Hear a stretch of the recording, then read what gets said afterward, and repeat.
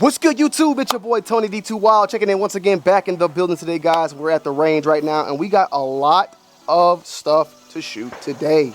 We're going to be doing some reviews and basically a lot of B-roll and setups of upcoming reviews. One in particular, we're going to be doing some stuff on Q's new suppressor line. This is the Blind Tiger, the Speakeasy. We got some more suppressors coming in these pockets over here. This is the Z-Vook. We got KRISS Vector 45 ACP. We got the Glock 49. We're doing a lot of shooting today, basically. So sit back, relax, enjoy the show. We're gonna break it down as we go. And I didn't mean to rhyme, but you already know, man. Let's get straight to it. First things first, we're gonna be doing the Q mini fix, testing out all these suppressors, and going through different calibers with the Speakeasy and the Blind Tiger. Let's get it. All right, guys. So we are utilizing supersonic 300 Blackout right now, so keep that in mind. We are in an enclosure in somewhat, so it will be extremely loud. And that's pretty good though, because we want to kind of test it on a baseline. And I feel like subsonic, we'll say that for later, maybe later throughout the video. We'll do 300 Blackout though first as our main type of tester. And we're gonna be doing 300 Blackout 110 grain. And then we'll shoot this unsuppressed, shoot it with the Blind Tiger, shoot it with the Thunder Chicken, and then shoot it with the Speakeasy. So here we go. Unsuppressed. Hornady 110.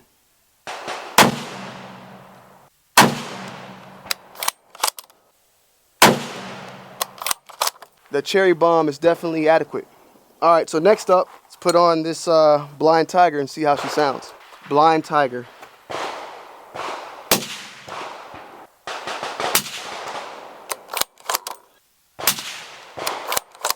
Definitely night and day on that.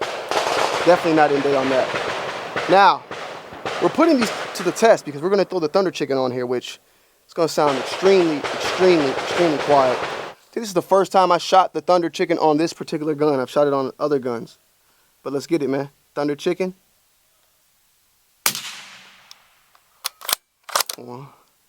Definitely a little... I ain't gonna lie, like that's quiet, but that Blind Tiger like took a lot of that chunk out. Like this ain't that noticeable. It's a type of sound.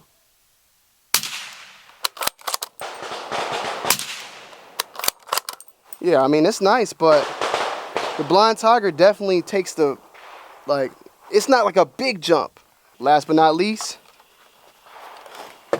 the Speakeasy. First shots.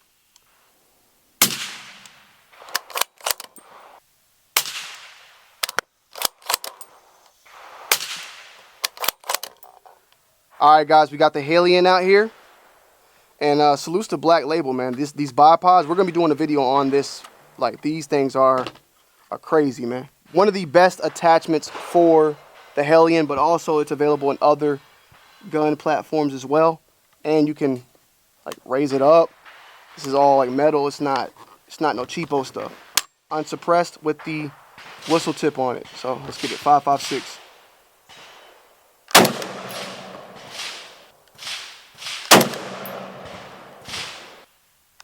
Three. So typical 5.56. Way less kick. Let's put the Blind Tiger on. It's a 7.62 can. They say it's good for any caliber. Of course, you can use a 5.56 on 7.62, but usually with the bore size, it doesn't usually. It's not as adequate, right? Let's see if that's the case when it comes to this. It's Blind Tiger. Oh, yeah.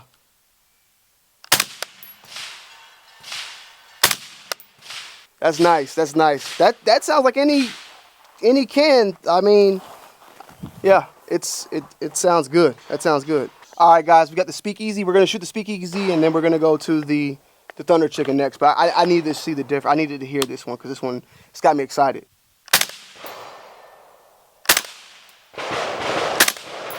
That thing is crazy. Now, one thing I do notice, these being stainless steel cans at least, they definitely hold heat and heat up faster. They heat up faster, and they retain the heat faster. So, like, the Thunder Chicken feels a little bit it felt the coldest out of the three. That's just my personal opinion. Like, this thing's about to be hot as hell right now. All right, guys, Thunder Chicken. It's nice, but the Speakeasy sounded way better Way better. Very close, but Speakeasy sounded way better in my opinion. The tone there's different tones with these two. All right, guys. So good news and bad news. Bad news, I forgot my 308 ammo. So to do this test to the extent that I wanted to do it, I can't fully, but we'll be able to still get some sound, right? So I was able to find, though, in my range bag, 8 rounds. So what we're gonna do is shoot 2 rounds unsuppressed, and then the remaining 3 will be 3 on the Blind Tiger and 3 on the Speakeasy. Hopefully I don't destroy my range bag, man. All right. Woo! So I didn't cycle. That's unsuppressed. Second shot. Woo! Come on. It's not cycling though because I got to get the gas. I didn't set the gas tuning and all that, which, like I said, I've been doing some testing on this one. We'll be doing a follow-up on it because this gun has an adjustable gas block and all that, and you can really tune it to your preference, and I'm trying to get it tuned to perfection. So stay tuned. 3 shots, Blind Tiger. Woo! See, it's cycled now because that back pressure helped out from the suppressor. But boy, night and day on the sound on that guy. It was flinging that brass though. All right, so sounds great with 308. Now, Speakeasy. Shh. All right, guys, Speakeasy.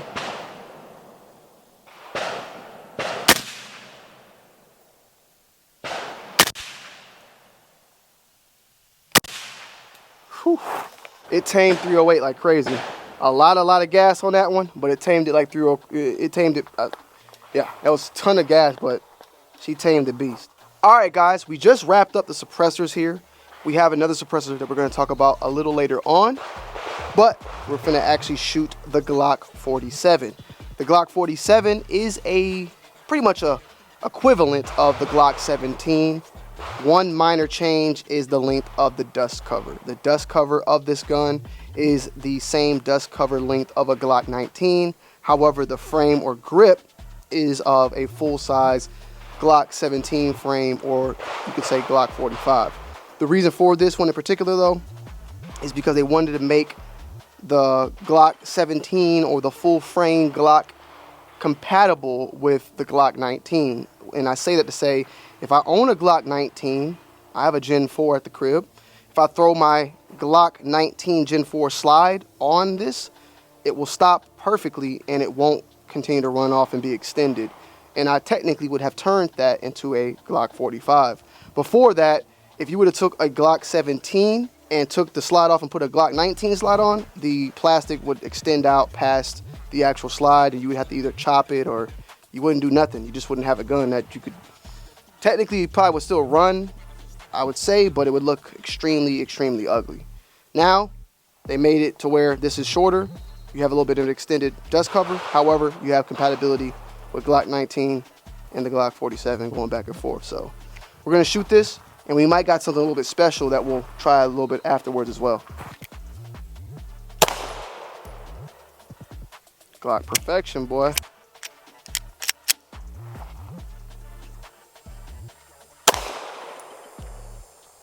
That motherfucker hiccuping, boy. What's up with these Glocks? They've been doing this a lot lately.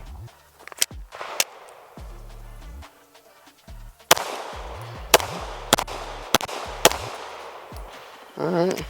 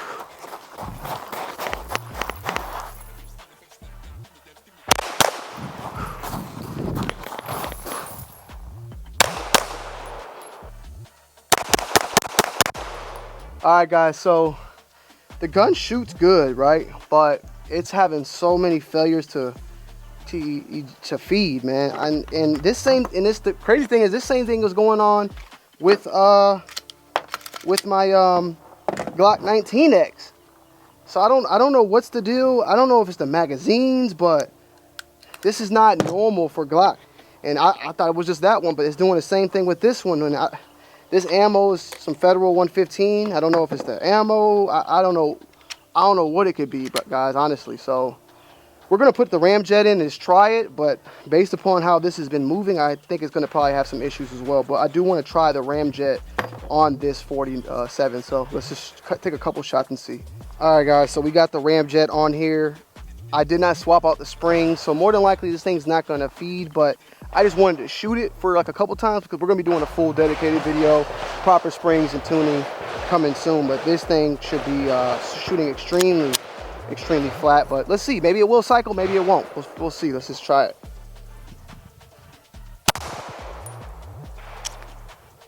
It's doing the same thing that the other one was doing with the failures to feed, man. So it's not even the spring that's the issue. And in all honesty, I'm kind of wondering, and I need to look this up, I'm wondering if maybe my screws on my MOS plates are too deep in or something, right, guys? Because I know that might be the case. I gotta check. Maybe that might be what's causing it. Because see, as soon as I took the mag out, it went. I mean, that has nothing to do with it. Maybe it's the screws. Maybe it's the screws. It's got to be something, guys, that's causing this issue.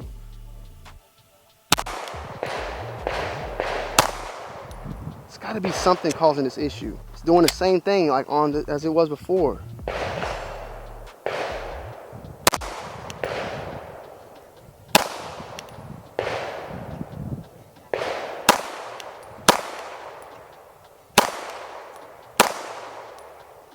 Shoots extremely flat, but we got to figure out what's going on here, guys. We got to. Now that would be, you know, stovepiping and all that. Like, that's something that we could say is due to the springs, but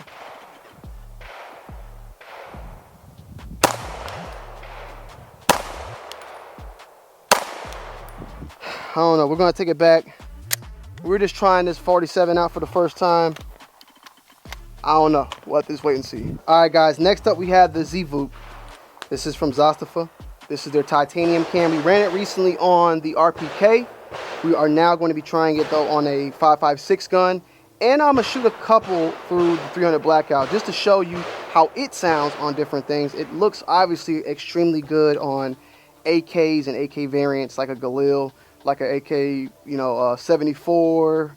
Whether it's a Krink, RPK, it's going to look very, very nice on this. But this is a 7.62 titanium can, and it is hub compatible. So we have it with a Plan B on here. So we're going to shoot a couple with it with the Galil and see how she sounds. So let's get it.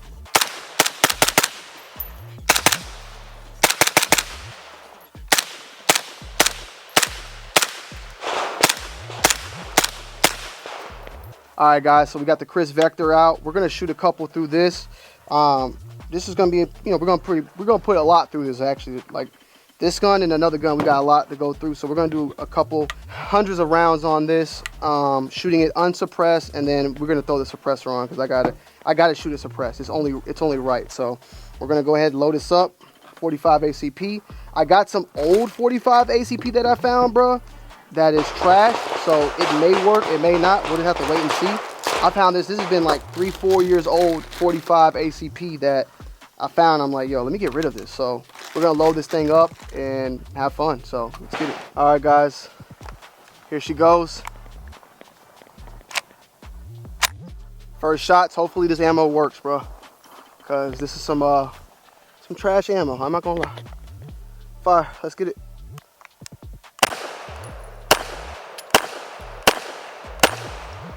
She good to go. Let's run it.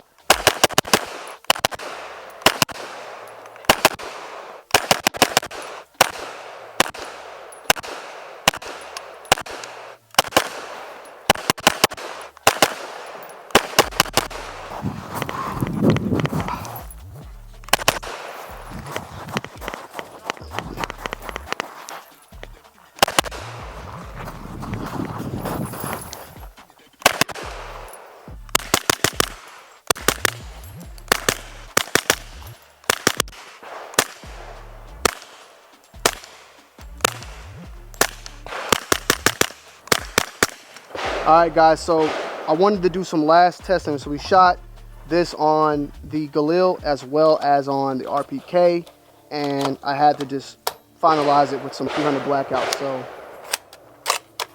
let's just see how this bad boy sounds with the Z-Vook and 300 Blackout.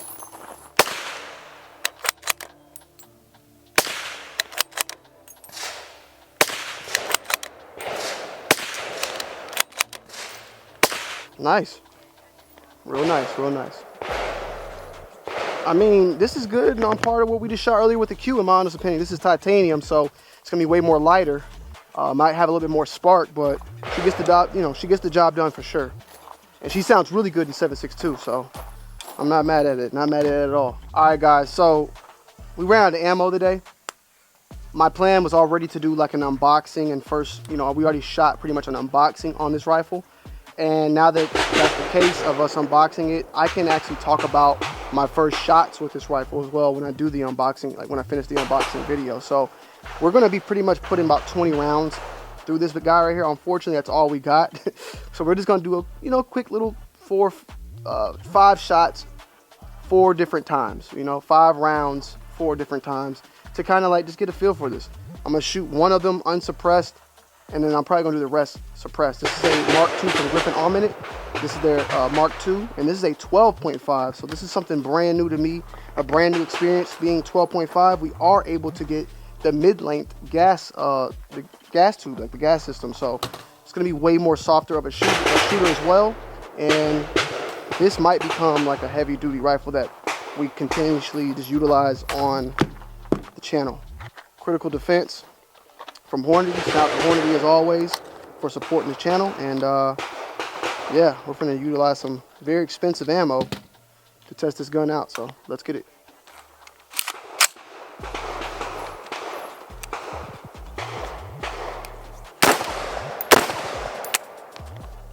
Whew, I felt that concuss on that.